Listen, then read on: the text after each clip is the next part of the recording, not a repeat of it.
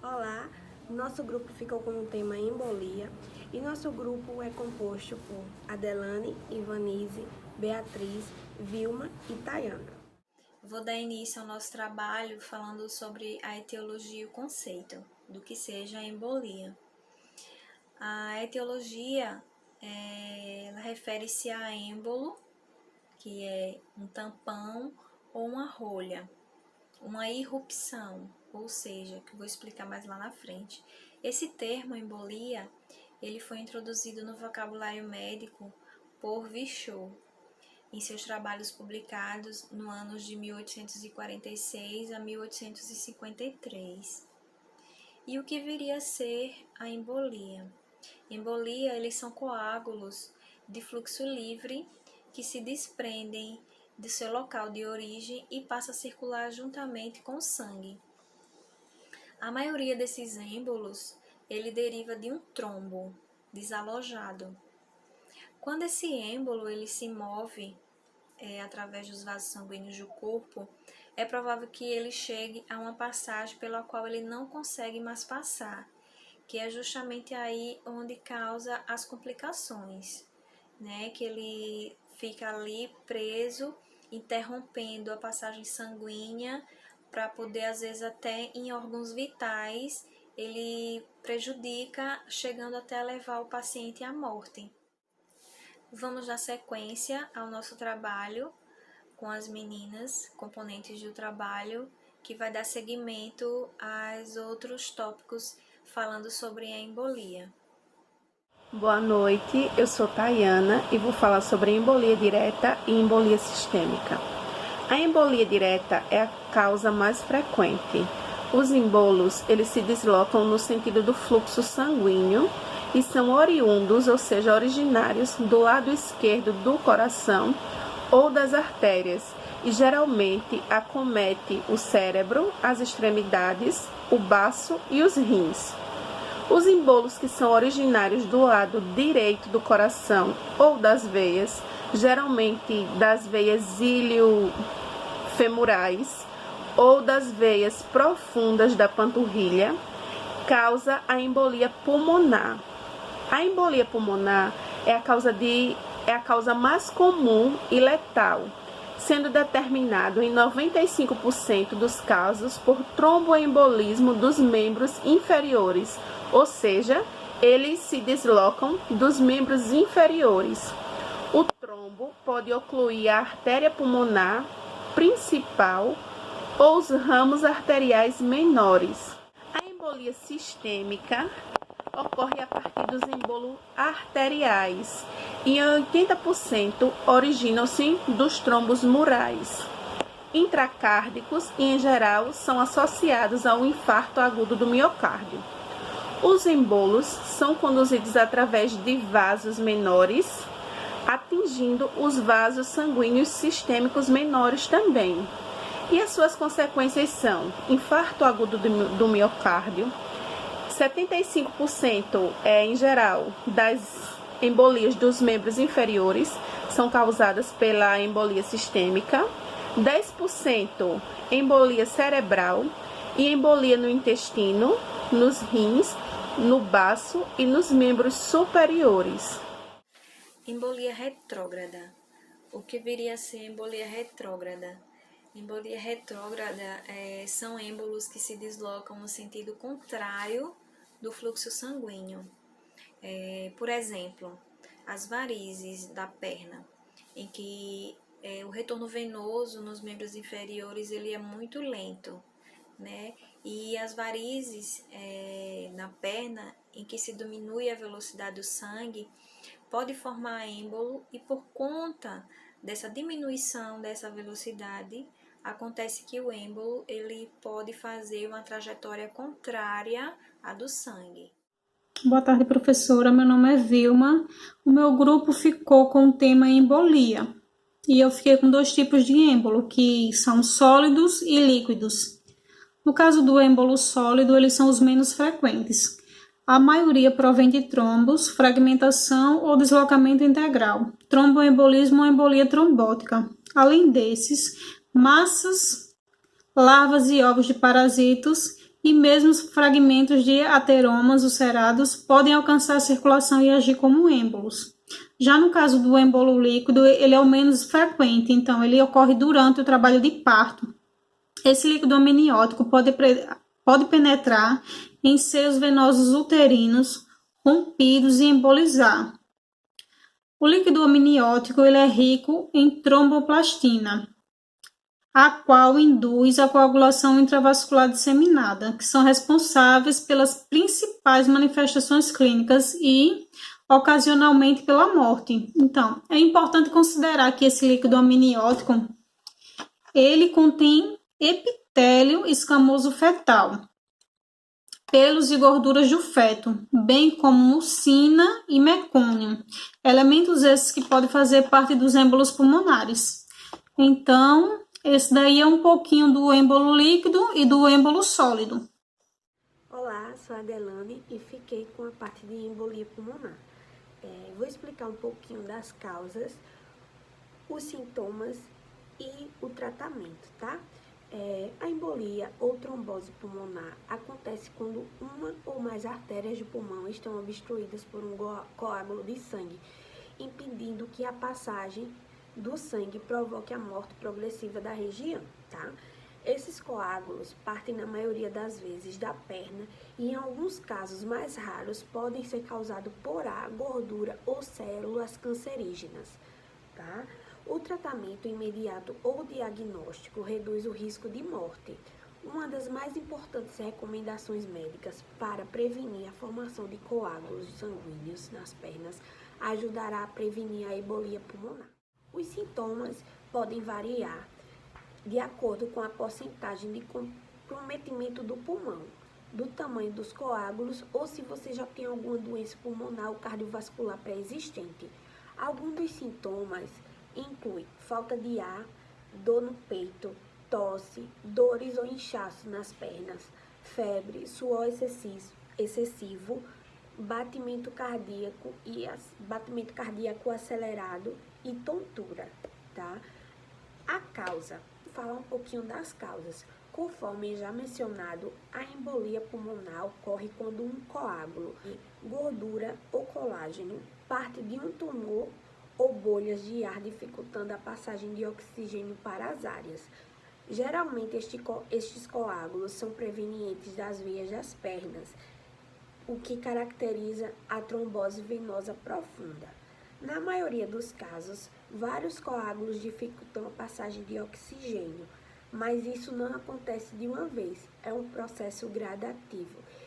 Vários vão se formando de uma vez, podendo ocasionar um infarto pulmonar. Os fatores de risco são histórico familiar, tabagismo, imobilidade, gravidez. Inclusive, eu vou soltar um vídeo de um caso que é de uma pessoa que eu conheço, de uma amiga minha, que ela teve trombose, né, ela ocasionada na gravidez, e aí gerou uma embolia pulmonar. No próximo take, vou soltar o vídeo e vocês vão entender um pouco mais. Olá, eu sou Ana Angélica, tenho 30 anos e eu vou contar para vocês um pouco sobre o meu caso de trombose venosa profunda e embolia pulmonar. Bom, eu desenvolvi a doença logo após a minha segunda gestação. Eu fiz uma cesariana e com 10 dias após a cesariana, eu comecei a sentir dores na minha perna esquerda e notei que ela estava um pouco inchada. Então, até então eu não busquei ajuda médica, achando que fosse algo normal em decorrência da cirurgia e da cesariana, né? Retenção de líquido ou algo do tipo. Só que com o passar dos dias, o edema foi aumentando muito, a ponto de não conseguir mais movimentar minha perna. Então, um dia antes de eu procurar ajuda médica, ao me levantar e tentar andar, eu vi que eu não conseguia e acabei sofrendo um desmaio, tá? Fiquei desacordada por um tempo. Foi então que eu fui encaminhada para a urgência. Chegando lá, Eu fui atendida, foi feito um dedímero, onde foi constatado que possivelmente poderia se tratar de trombose, e fiz uma ultrassonografia com Doppler da minha perna esquerda. Bom, na ultrassonografia foi visto que o sistema venoso profundo tinha sido comprometido, desde a veia ílica até a panturrilha. Então, com esse diagnóstico, eu fui diretamente para o internamento. Só que aí eu comecei, já depois de interna, a sentir um desconforto muito grande no tórax. E tendo sensações de desmaio, pressão baixa. E foi quando o cirurgião vascular decidiu por fazer uma angiotomografia do tórax. E daí ele fez a angiotomografia do tórax e constatou que eu também tinha tido uma embolia pulmonar. E daí começou a fazer o tratamento para trombose, para embolia, que é o mesmo tratamento, com enoxaparina sódica de 60 mg. Eu tomava 2 por dia, então era uma pela manhã e uma à noite. Eu passei 21 dias no total interna e fazendo fisioterapia para poder movimentar a perna ao máximo que eu pudesse, para poder reduzir o edema. E após a alta, eu comecei a fazer o uso de meia elástica, né? Que uso até hoje, meia compressiva. E eu fiquei com sequelas, sim. Eu fiquei com uma perna muito maior do que a outra, né? Ficou bem inchada. Visivelmente, é visível o edema. E faço uso ininterrupto de anticoagulante. Mas de antemão, eu não fazia antes da gestação nenhum uso de anticoncepcional ou nenhum outro método contraceptivo. Tudo o que eu senti foi em decorrência do pós-parto. É isso. Obrigada. Sobre as complicações. A maior complicação da embolia pulmonar pode ser fatal. Aproximadamente 1/3 das pessoas com a doença não diagnosticada não sobrevivem. Porém, quando tratada, as chances de sobreviver se tornam significativas. Também pode causar a hipertensão pulmonar, que é caracterizada por quando a pressão sanguínea nos pulmões e no lado direito do peito do coração é muito alta. Quando uma pessoa tem obstrução nas artérias dos pulmões, o coração passa a trabalhar com mais força para empurrar o sangue através desses vasos, o que pode causar enfraquecimento do coração. Nos casos mais raros, a embolia pulmonar pode se transformar em hipertensão pulmonar crônica ou doença pulmonar tromboembólica crônica. Formas de prevenção. Pessoas que têm predisposição a desenvolver coágulos de sangue devem tomar anticoagulantes e fazer o uso de meias de compressão, sempre com acompanhamento médico. Elevação das pernas, sempre que possível, nos trajetos de longas viagens, durante o dia de trabalho e durante a noite, se possível. Embolia paradoxal. É o bloqueio de uma artéria devido à passagem de um coágulo de uma veia sistêmica a uma artéria sistêmica, sem passar pelo pulmão, que age como um filtro para remover coágulos sanguíneos que entram na circulação arterial. A embolia paradoxal ocorre também quando há defeitos que permitem um coágulo atravessar diretamente do lado direito para o lado esquerdo do coração, como nos casos de defeitos de septo interatrial ou forme oval aberto.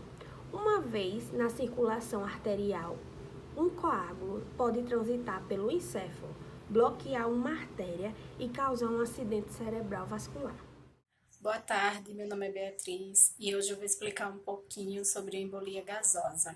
A embolia gasosa são bolhas de ar aprisionadas dentro de estruturas vasculares e o primeiro relato clínico ocorreu em 1821 e foi realizado por um médico francês chamado François Magendie. Esse tipo de embolia geralmente está relacionado a procedimentos cirúrgicos com circulação extracorpórea com craniotomia, trauma pulmonar por ventilação mecânica e contrações uterinas na hora do parto, mas também pode acontecer de outras maneiras, como injeções ou introdução de ar através de seringas e catéter. O tratamento inicial para a embolia é interromper a intervenção que gerou o evento. O alvo primário está nos cuidados ao paciente, a proteção e a manutenção das funções vitais, como o posicionamento supino desse paciente. Entre outras opções de tratamentos, temos a terapia com oxigênio hiperbárico, terapia de infusão e o uso de anticoagulantes. As consequências da embolia variam de acordo com os tipos de embolo. A obliteração sofrida pelo vaso pode não ser total, e desse modo estabelece uma insuficiência circulatória local. Se a obstrução dos vasos forem totais e a circulação lateral insuficiente, pode ocorrer o infarto. Se o embolo for purulento, aparece um abscesso metatástico.